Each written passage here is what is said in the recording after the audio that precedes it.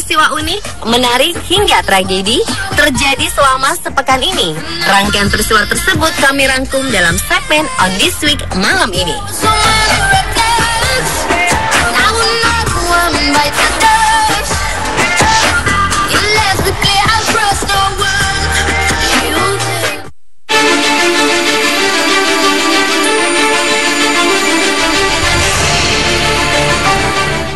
Maskapai Belanda Koninklijke Luchtvaartmaatschappij atau dikenal pula sebagai Royal Dutch Airlines, James Gray, dilarang terbang lagi dengan maskapai tersebut usai mencoba membuka pintu pesawat pada ketinggian 30.000 di atas permukaan laut.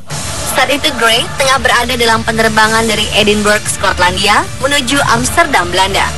Ia berniat menggunakan toilet, tetapi ia salah membuka pintu. Ia justru hendak membuka pintu pesawat. Menurutnya, ia hanya mencoba menyentuh gagang pintu karena menyangka itu pintu toilet. Grace setelah mendarat di Bandara Schiphol, Amsterdam, Grace segera diamankan dan ditahan selama 1 malam. Grace dibebaskan setelah membayar denda 600 euro atau 10 juta rupiah. Ia dilarang terbang bersama KLM untuk 5 tahun ke depan. Ia mengatakan kalau ia tak sengaja membuka pintu pesawat. Grace bukanlah satu-satunya penumpang yang mendapat masalah dalam penerbangan. Awal September lalu, pesawat Thomas Cook yang berisi 213 orang terpaksa mendarat di Bandara Sofia, Bulgaria akibat ulah seorang perempuan mabuk yang diduga menendang, memukul, dan menjedotkan jendela dan pintu pesawat dalam penerbangan dari Newcastle ke Turki.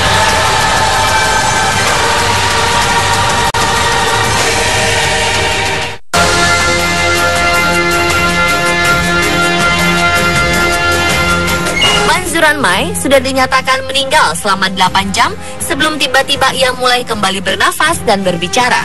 Dan di kehidupan keduanya, suara wanita ini berubah menjadi suara seorang anak. 4 hari sebelumnya, Mansuran Mai dan keluarganya berpergian ke Jumbagot, Karachi. Dari Muzaffargarh, sang suami mengatakan Mansuran Mai meninggal pada dini hari. Setelah 8 jam, ia dibawa ke kamar jenazah di Sohrabgord untuk ritual gusal atau pemandian jasad. Saat persiapan untuk gusal, Mansuran Mai tiba-tiba hidup kembali dan mulai berbicara dengan suara seorang anak kecil. Beberapa orang tampaknya yakin bahwa Mansuran Mai tidak pernah meninggal. Dia kehilangan napasnya karena tidak ada dokter yang mengkonfirmasi kematiannya. Tapi kemudian muncul anggapan bahwa ia dirasuki oleh jiwa seorang anak.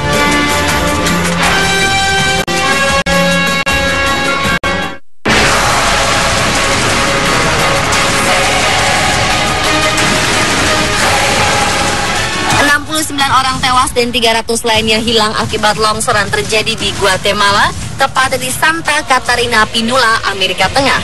Tanah longsor ini melanda kota Santa Catarina Pinula dan desa kecil El Cambraidos yang berjarak 15 km Guatemala City. Sekitar 34 orang berhasil diselamatkan dari puing longsor dalam keadaan hidup, sedangkan 25 orang lainnya mengalami luka-luka akibat bencana alam ini. Pihak kepolisian setempat menyebutkan 300 yang masih hilang masih dalam pencarian.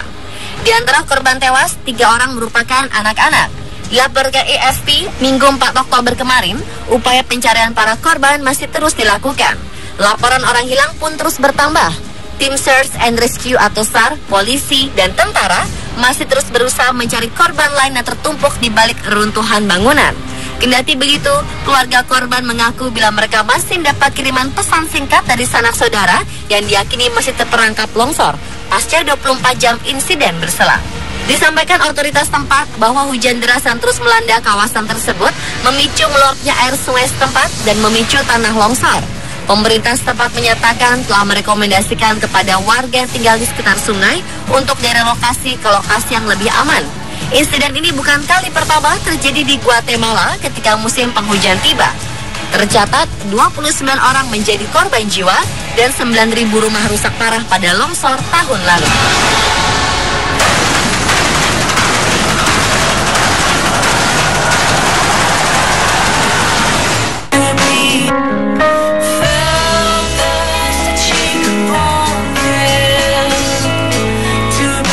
Ini bukanlah taman laut, tetapi perkebunan sayur dan buah yang berada di dasar perairan. Kebun unik ini bernama Nemo's Garden. Nemo's Garden di Italia ini merupakan kebun bawah air pertama di dunia. Nemo's Garden dirancang dengan metode pertanian inovatif. terdiri dari 5 biosfer yang ditempatkan di Laut Savona. Biosfer ini mengapung pada kedalaman 6 hingga 11 meter dan dipantau oleh Ocean Reef Group dengan webcam. Sebuah panel sensor merekam dan mengirimkan data perkembangan tanaman dalam biosfer secara berkala. Seluruh data dipublikasikan di internet dan bisa diakses oleh siapa saja. Biosfer ini dimanfaatkan untuk menanam stroberi, basil, kacang-kacangan, bawang putih, dan selada. Untuk pengairan, ada saluran khusus yang menampung air di bagian atas biosfer. Saluran ini akan mengalirkan air ke tumbuhan dalam biosfer secara berkala. Tujuan utama proyek ini adalah menciptakan sumber alternatif untuk produksi tanaman di area dengan kondisi lingkungan yang tidak memungkinkan untuk menumbuhkan tanaman lewat pertanian konvensional. Mungkin suatu saat bisa dicoba di sini ya pemirsa.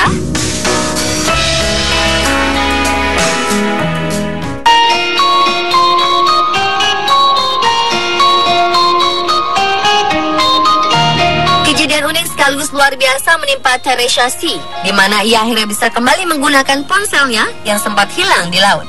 Ajaib, karena ponsel tersebut dikembalikan oleh seekor lumba-lumba. Insiden ini bermula ketika C hendak mengambil gambar dengan lumba-lumba di Pulau Blue Lagoon, Miami, negara bagian Amerika Serikat. Ia meminta temannya untuk memegang telepon genggamnya. Keasyikan mengambil foto, ponsel yang dipegang temannya tak sengaja jatuh ke laut. Si pun hanya bisa pasrah dan mengira ponselnya tak lagi kembali. Namun tanpa disangka, mamalia laut yang sangat cerdas ini mengambil ponselnya dan mengembalikan pada teman Si. Si kemudian mengunggah fotonya bersama si lumba-lumba ke akun jejaring sosial Instagram miliknya.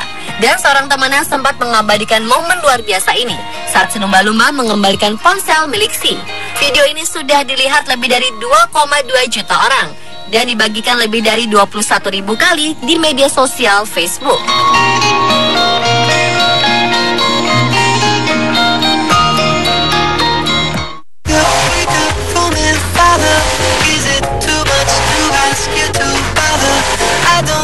Sebuah keluarga yang terdiri dari 7 orang terlihat menaiki sebuah sepeda motor di Wuhan, Tiongkok. Dalam foto yang beredar, seorang perempuan terlihat membonceng 6 orang di atas satu sepeda motor.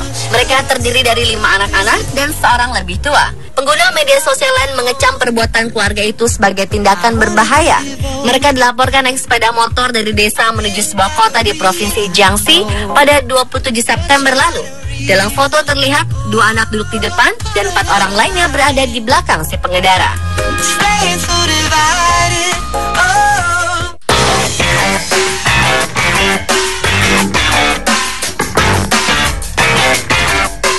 Para pembuat coklat di Venezuela berkumpul di Caracas dalam upaya memecahkan rekor pembuatan koin coklat terbesar di dunia guna merayakan gelaran pameran coklat 2015.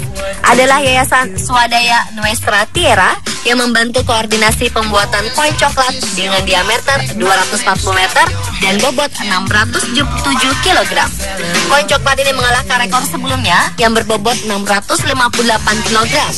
Sekitar 80 pembuat coklat membutuhkan 10 jam untuk membuat koin coklat raksasa ini. Tidak cukup hanya memecahkan rekor, mereka juga ingin membuat koin coklat seberat 1 ton. Koin coklat raksasa ini menjadi pembuka di pameran coklat internasional di Caracas pada tanggal 4 Oktober. Oh no, I need you.